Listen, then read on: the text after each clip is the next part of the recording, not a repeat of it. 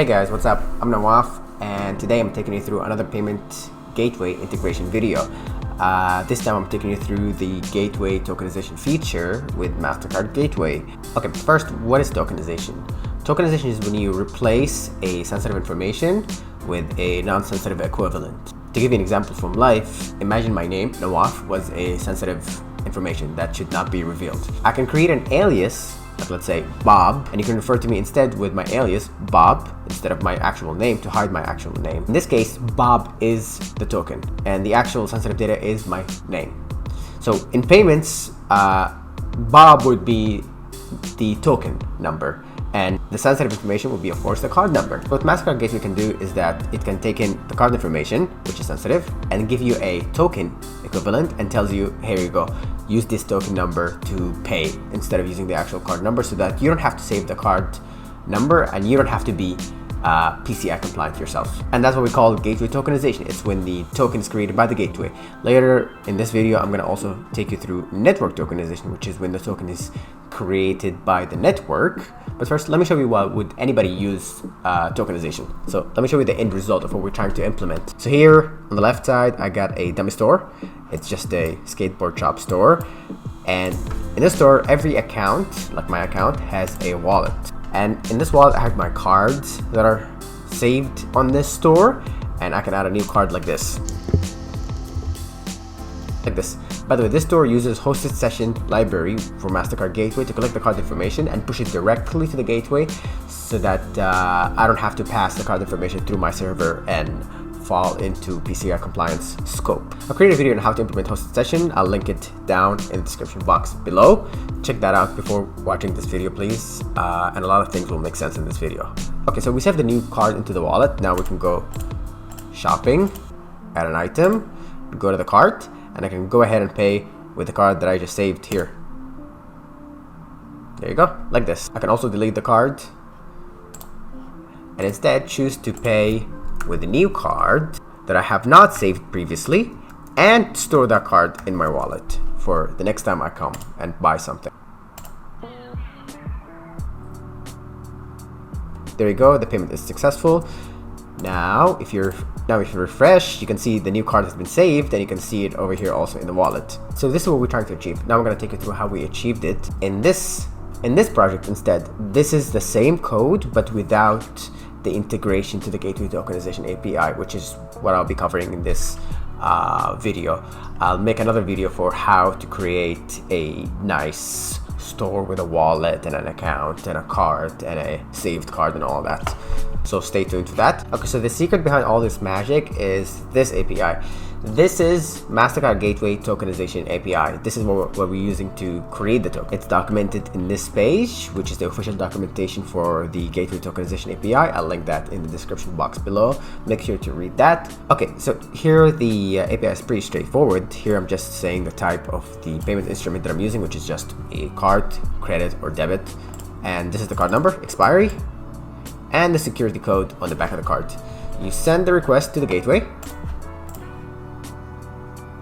and then you get the response back here in the token parameter with the token number. Now this is what you'll be using to pay. But what I'm doing here is that I'm collecting the card information directly and putting it on the API call. You shouldn't be doing this unless you're fully PCI compliant, which is hard to achieve. So I'll show you how you can achieve the same, but without having your server touch the card information at all. And we do that using the session.js library that, again, we created a tutorial on, video link in the description box below. So let's go to the app here. Let's go to the wallet. Here we can use hosted session to collect the card information, push it directly to the gateway, not to my server then the gateway, but directly to the gateway through an iframe. This is actually an iframe. And I will obtain a session identifier in response. Here, I'm printing out the session identifier on the console. So I can use this get request over here to show you what this session ID is referencing. This is the card that I just collected. And now, instead of supplying the card information directly in the API like this, you can instead supply the session identifier referencing the card information like this. So you send it and it will respond with the same. Here's the token which we will use for payment. You're probably wondering, both the session ID and the token store the card information, so what's the difference between the two? So it's just, the difference is that the session ID is a temporary container that we use to perform an operation in like the next 5 minutes. But the token is something you save and you keep until the card expires to pay or do any other operations with the card. Okay, so the next question is, how do we pay once we obtain the token? And you do that simply like this. This is the same payment API that we showed in the hosted session video, but before that API took a session ID to pay, like this. Here instead we supply a token. So I have my token here. All I gotta do is just send the payment request with the amount in the currency and the order identifier, and the payment is approved. And that's how you can pay with a token. It's very simple. Okay, so now we get to the fun part, the coding part. I'm gonna show you how to implement that API in this app, integrated with this app. So the first thing we gotta do is we gotta create an endpoint that uses this API to create the token. So just like in all my previous videos, we don't have to code this from scratch. Postman has this great tool here on the right. I moved my face out of the way so you can see it. It's here, the code symbol. Just click on this, select Node.js Axios, and here you're gonna find a nice code sample that you could just grab and paste in your project like this. And you can go ahead and start removing the hard-coded values and all the other stuff like that.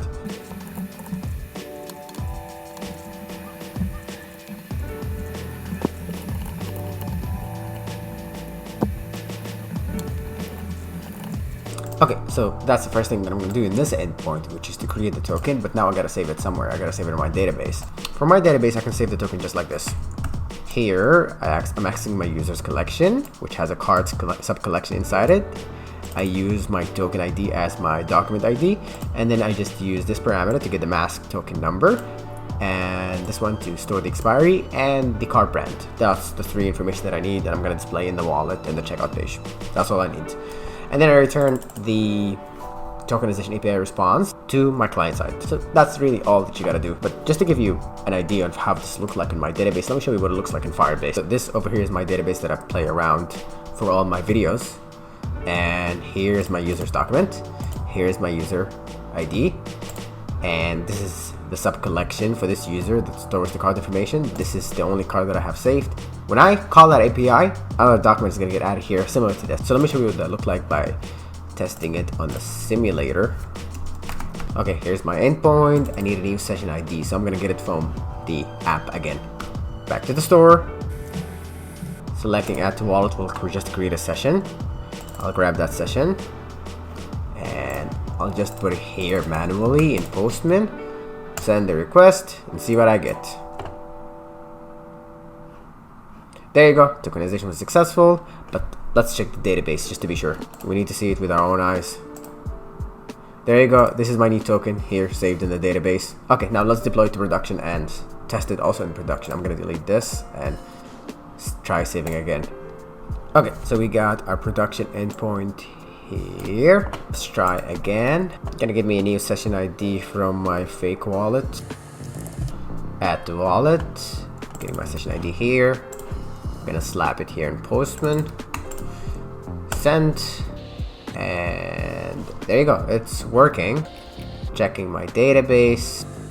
This is my new token number. There you go. Okay, so it works in production. And now we're gonna go ahead and implement it on the client side in our React.js project. Okay, so the sun is up thanks to the power of editing, and we were gonna implement this create token endpoint that we just deployed to production into our client side. So to do that, just go back to Postman.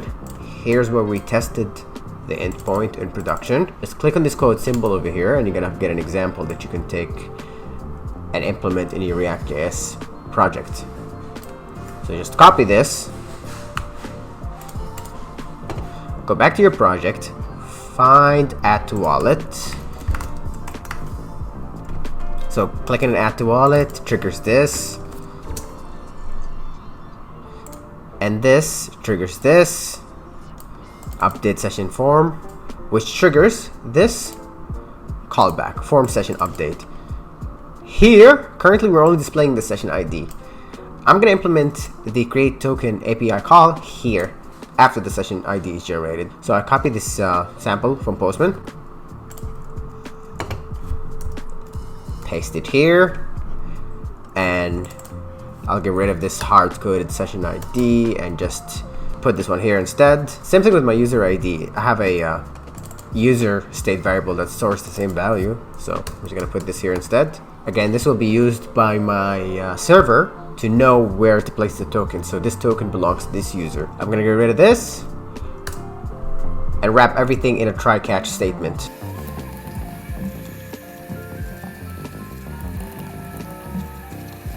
Here, after this request is successful, it's going to say card has been added to wallet, and then it's going to trigger the reload of the cards so that it loads the new card from the database and show it here.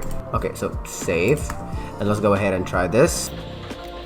Delete this card that I saved previously and enter it again.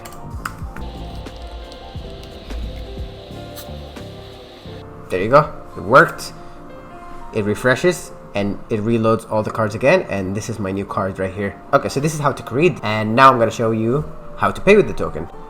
Okay, for payment using a token, recall at the beginning of the video when I was showing you the different API samples, Postman API samples for Mastercard Gateway, I showed you a sample that for payment using a token, and this is that sample again. Now I'm gonna need to implement an endpoint that call this API request from my server to Mastercard Gateway server. So to do that, just like all the other APIs before, we click on the code symbol here, we get the sample here, just take it, copy it, and this is my empty endpoint pay with token where I'm going to implement this. Here, I'm going to go ahead and fix the hard-coded values.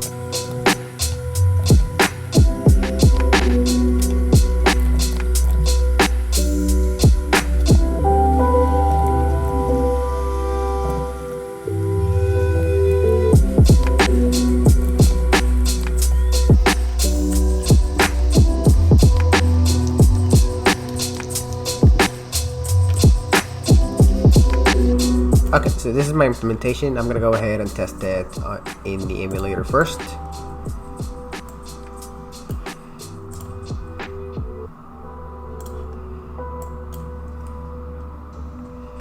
So it's working in the emulator. Okay, now I'm going to go ahead and deploy it to production. Okay, so my endpoint is up in production. I'm going to test it there as well. And it works in production. I'm going to go ahead now, and just like before, I'm going to get a sample from Postman and implement this in my front end. Here, I'm going to go and find this button, pay with the card number, which is here. This is the payment button. When I click on it, handle pay click gets triggered, and here it checks. If you selected pay with a new card, then a state variable called payment card will be new, and if that is the case, then it's going to update the session, and updating the session is going to trigger the payment request. But I don't want to do that.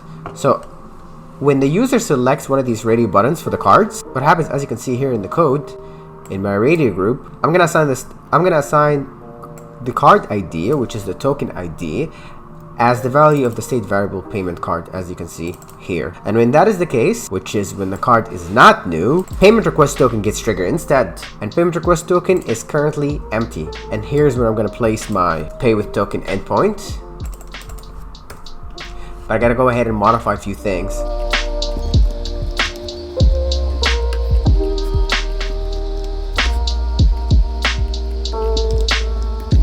One quick note that I passed the token ID to this method because that is what's happening here when handle pay collect gets triggered. I called payment request token and I passed payment card, which is a state variable that is now containing the token ID as its value. So the token ID goes here, and then it propagates here, and it goes into my request token.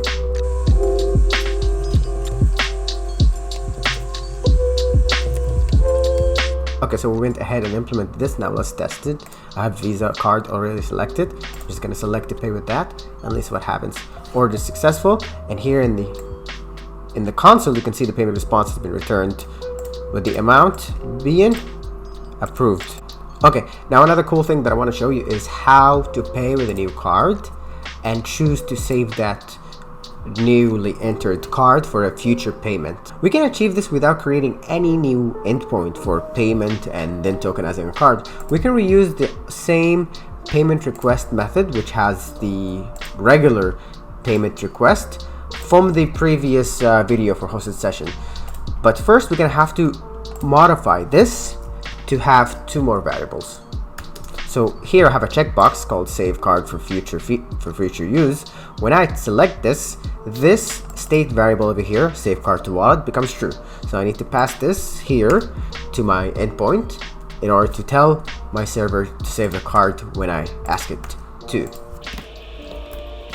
And since I'm creating a token, I'm going to be storing it, so I need to tell my server which user will this token belong to. So I need to pass the user ID. My UID is stored in this variable. Now I actually need to modify my send payment endpoint that I've deployed before, which is this one, to actually apply these changes. This is that endpoint we implemented in our previous hosted session implementation video. Again, linked in the description box below. Please watch that also. Here we're gonna add a condition after the payment is complete to say if the user has selected their card to be saved and the payment is successful, save this card and add it to the database for a future payment. It will add it to the wallet. Here in my request payload, I'm gonna add those two variables that we mentioned earlier, which is save card to wallet, which could be true or false, and the UID, which is for my current user is this value. But of course I'm going to be passing this value dynamically in my code. And now here I need to add a condition called if request body save card to wallet is true and payment status, which is a parameter that's returned in the payment response, is captured, which means the payment is successful, go ahead and tokenize the card. And here you can use the same code that we used in the wallet component in our project. So go back to that here, and you can just copy the code that we implemented here. Go back to your endpoint here, paste it, and here you gotta just clean up some inconsistencies. So for example, here we're not getting the user from a variable called user, we're getting it from the request body, which is in a parameter called UID. And this one, the correct format would be actually this, in our case that is. And here I'm not gonna even bother returning a response in the payload to the user. I'm just gonna log it in the console. But of course in a real production app you should do a better job of returning the error of why the card was not saved to the user. This is a tutorial and we want to keep it simple. So if the user selected the card to be saved to wallet and the payment is successful, which we detect using these two variables, I'm going to use the session ID, which I get from the body, and the UID, which I also get from the body, to send a request to tokenize the card using the endpoint that I created earlier, and then call that endpoint, and then go ahead and do what we were doing before, which is returning the payment response data to the user. Okay, so let's test this in the emulator. Note that in my database I currently only have one token, one Visa token, and I'm gonna test this time. I'm gonna just test using Postman. I'm gonna create a session that has a Mastercard card in it.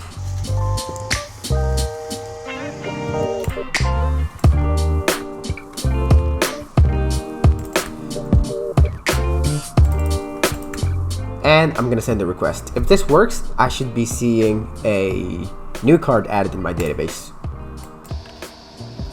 There you go. So the payment is successful. Now let's see if the tokenization was successful as well.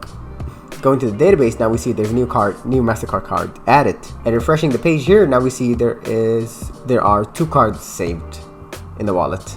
Okay, cool. So I'm not gonna even test it in production. I'm just gonna deploy it right away and implement it in my and then implement it in my front end. Okay, so my new endpoint is ready.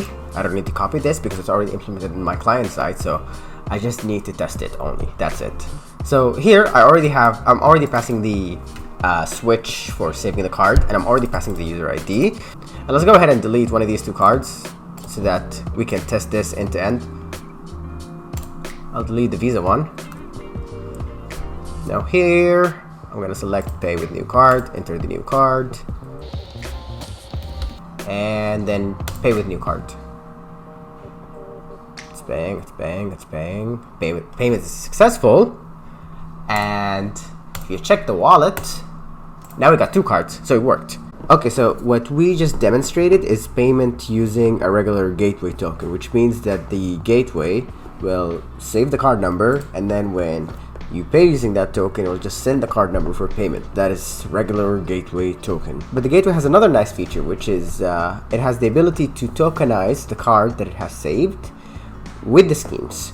So it can take the card number that is saved and then send it to network tokenization services, like for example MDES with Mastercard, or VTS with Visa, or AATS with American Express. Obtain a network token directly from the scheme and then store it on the gateway along with the card number. So the gateway will store your card number and your network token that belongs to that card number, and then in the authorization will pay using the network token instead of the card number. And that is better because it improves the approval rate. It lets the card information update automatically using that network token. The network token is connected to the card account, so if the card expires and the cardholder issues a new card, the network token is going to pay with that new card that replaced the old expired card or the stolen card. And in order to achieve this, the merchant does not have to change their integration at all. All they gotta do is to just ask their payment service provider or acquirer to toggle on the network tokenization feature for their integration, and then the gateway will start tokenizing the cards with the schemes and then sending network tokens instead of regular card number for authorization and improve their approval rate. This is all actually explained here in the integration guide for network tokenization. I'll link this below in the description box. Here there's a section that says network tokenization for gateway tokens. And here we'll say the same thing that I said, which is basically that you don't have to change the integration. All you gotta do is just ask your payment service provider or acquirer to enable this for you. But because we're paying using the network tokens and not the card number, there'll be additional fields returned in the payment response, like for example the device specific number, which is the network token. I'll show you what that looks like. I have saved a test card here that supports network tokenization. I'm going to pay with it, and I'm going to show you what is returned in the payload. So hit pay, and the payment is successful. I'm going to copy this and put it somewhere where we can see what's going on. Okay, so this is the payment response payload. Here, if you scroll down, you're gonna see that the payment is successful, it's approved, but also that there are additional details here under source of funds. Here you can see there's a value called device specific number, which is the network token number. So this is what was sent for the payment, not the actual card number. And to explain further on what I mean by the card updates automatically is that the gateway will always pay with the network token, this value over here, the device specific number. And let's say one day the card got replaced because it was stolen or expired. When you pay with the network token, when that happens, the gateway is gonna have a new card number here returned to it by the issuer, because the issuer said thanks for your payment, but here's the new card number that was issued because the first one expired, and it's gonna update it here. So that's it. That's how you enable network tokenization using Mastercard Gateway tokens. It's fairly easy. You don't need to update your integration. All you gotta do is just tell your payment service provider to enable it, and there you have it. Okay, so that's it for the tutorial for the gateway tokenization. I hope you enjoyed this video. If you have any questions, leave a comment below. I'm gonna link everything in the description box. And just remember, this is only an integration demo. It's not an official guide. If you need the official guide, check the description box below for the link. Thank you very much, and I'll see you next time.